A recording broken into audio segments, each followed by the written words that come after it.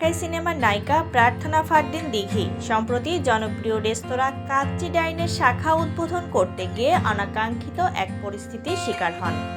সময়ের আলোচিত এই অভিনেত্রীকে নিয়ে সেই ঘটনার জের ধরে ওই রেস্তোরাঁর এক ওয়েটারের চাকরি হারানোর গুঞ্জন উঠেছে। সামাজিক মাধ্যমে ভাইরাল হওয়া ভিডিওতে দেখা গেছে প্রার্থনা ফারদিন দিঘি যখন রেস্তোরাঁটিতে খাবার খাচ্ছিলেন তখন একজন ওয়েটার পানীয় পরিবেশন করতে আসেন। এ সময় 3টি জুসের গ্লাসের মধ্যে একটি হঠাৎ ভারসাম্য হারিয়ে দিঘির গায়ের উপর পড়ে যায়।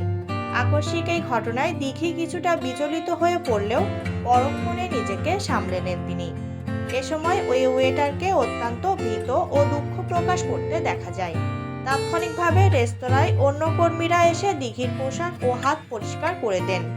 এই ভিডিওটি ভাইরাল হওয়ার পর নেটিজেনদের একটি বড় অংশ দাবি করে বলেছেন দিঘির গায়ে জুস ফেলার দায়ে সেই ওয়েটারকে তাৎক্ষণিকভাবে চাকরিচ্যুত করা হয়েছে। এক নেটিজেন জানিয়েছেন, একজন আমন্ত্রিত তারকার সঙ্গে এমন অপেশাদার আচরণ রেস্তোরাঁ কর্তৃপক্ষ সহজভাবে নেয়নি। মালিকপক্ষ ক্ষুব্ধ হয়ে তাকে ছাঁটাই করেছে। এ বিষয়ে একটি গণমাধ্যম বিস্তারিত জানতে সংশ্লিষ্ট রেস্তোরাঁটিতে যোগাযোগ করা হলে সেখানকার দায়িত্বরত এক কর্মকর্তা প্রসঙ্গটি এড়িয়ে ফোনটি কেটে দেন।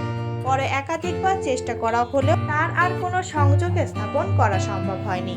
তবে বিষয়টি নিয়ে ভিন্ন কথা বলছে কাচ্চি ডাইনের প্রধান কার্যালয়।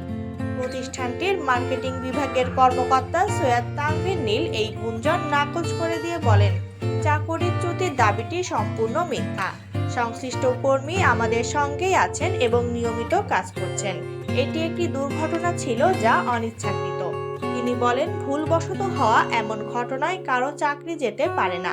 অফিসিয়ালি কিছুটা জবাবদিহি করতে হলেও এর বেশি কিছু হয়নি। আমরা এই অনাকাঙ্ক্ষিত ঘটনার জন্য অভিনেত্রীর কাছেও দুঃখ প্রকাশ করেছি। এ বিষয়ে দিঘির অবস্থান জানতে তার ফোনে একাধিকবার যোগাযোগের চেষ্টা করা হলেও তাকে পাওয়া যায়নি। সব মিলিয়ে রেস্তোরাঁর সংশ্লিষ্ট শাখার কর্তৃপক্ষের নীরবতা এবং ঊর্ধ্বতন কর্মকর্তার দাবির জেরে এই গুঞ্জন নিয়ে খানিকটা ধোঁয়াশা থেকেই যায়।